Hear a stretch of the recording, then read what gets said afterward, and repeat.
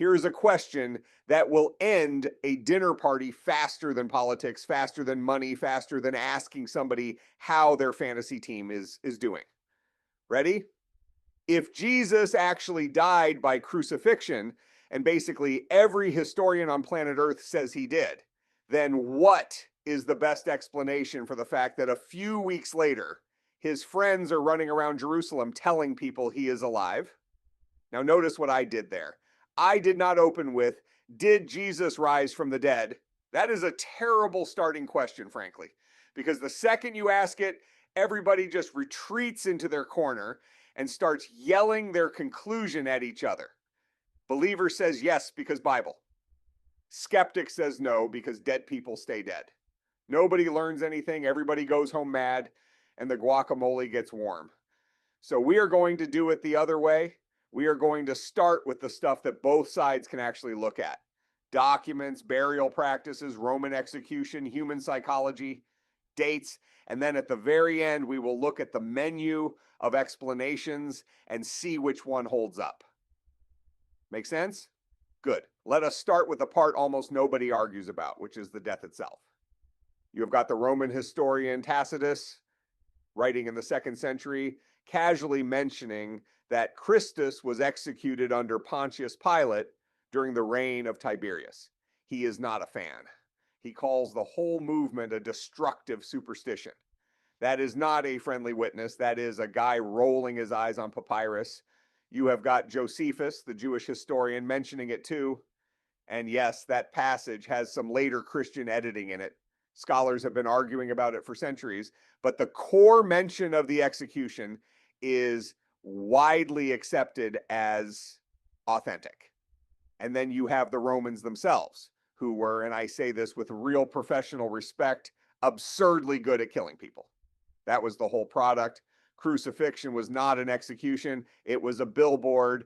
It said, look what happens, which is why the old swoon theory, the idea that Jesus just fainted, cooled off in the tomb, and walked out has basically no traction anymore. Even the skeptical German scholar David Strauss demolished that one back in the 1800s. And his point was devastating. A guy who is half dead, who just got flogged and nailed and speared, crawling out of a tomb on shredded feet, is not going to convince anybody he is the conqueror of death. He is going to convince them he needs a doctor, right? That is not a resurrection. That is a hospice case. Next. Okay. Was he buried, and do we know where? This is where it gets genuinely interesting. The Gospels all name a guy named Joseph of Arimathea, a member of the ruling council, as the one who takes the body and puts it in a tomb.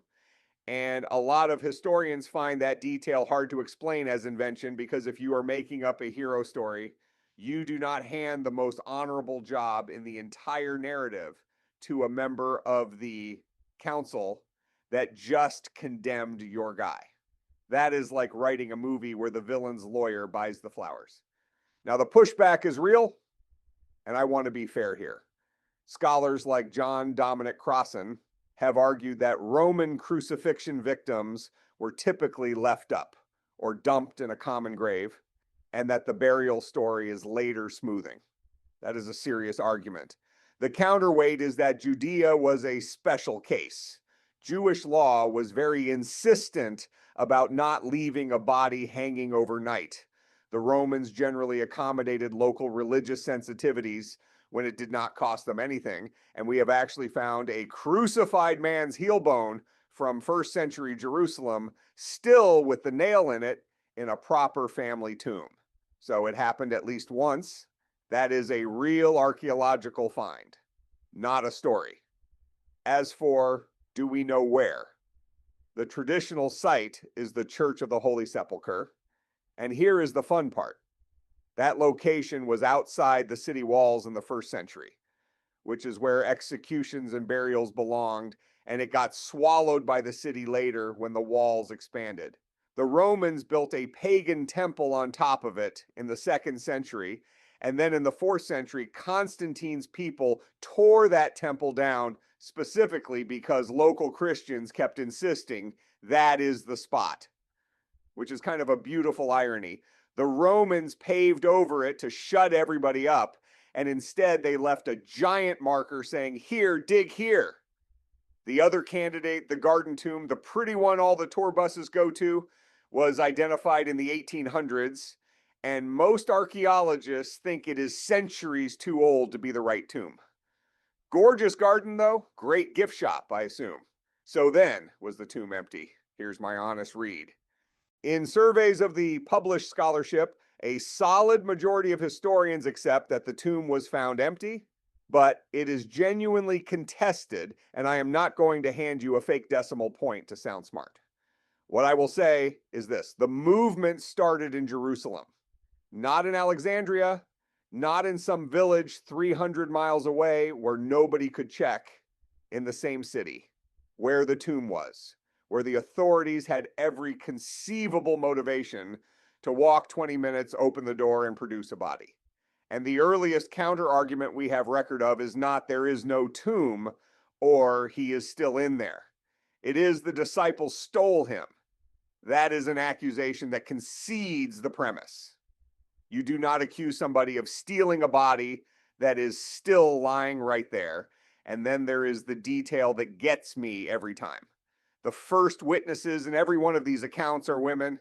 In first century Jewish and Roman culture, a woman's testimony was treated as second class in a lot of legal contexts. So if you are fabricating a story to win converts in that world, you do not put your entire case in the mouths of witnesses. Your audience is culturally trained to discount. That is not a marketing decision. That is what you write when that is just what happened and you are stuck with it. Now, how early is all this? Because legend needs time, right? Legends need generations. They need distance. They need everybody who was actually there to be safely dead. So look at 1 Corinthians chapter 15. Paul writes that letter in the mid-50s of the first century. And in it he says, "I passed on to you what I received." And then he recites what reads like a fixed formula. Died, buried, raised, appeared to Peter, to the 12, to more than 500 at once, most of whom he says are still alive, which is basically him saying, go ask them.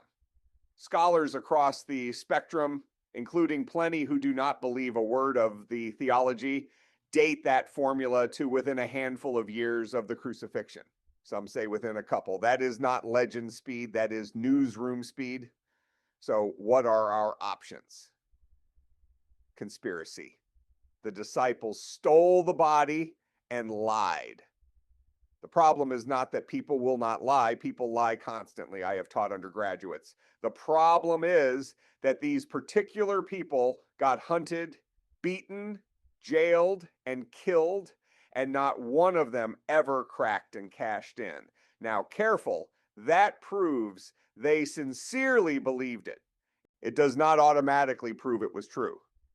Sincere people are wrong all the time, but it does kill the theory that they knew it was a hoax, hallucination. And I want to give this one real respect because grief, namely, yawns are a documented, well-studied thing. Widows and widowers see their spouse. It is common, it is human, it is not crazy, but it is also by its nature individual and private. It does not come with an empty tomb. And here is the piece it really struggles with. Paul was not a grieving disciple. Paul was the guy hunting them down. And James, the brother of Jesus, appears to have been a skeptic during the ministry and ends up leading the Jerusalem church.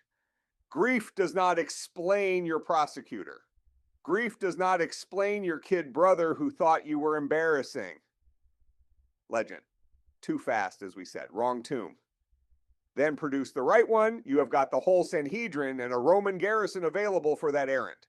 So here is my punchline, and I am going to be straight with you. History cannot hand you a miracle.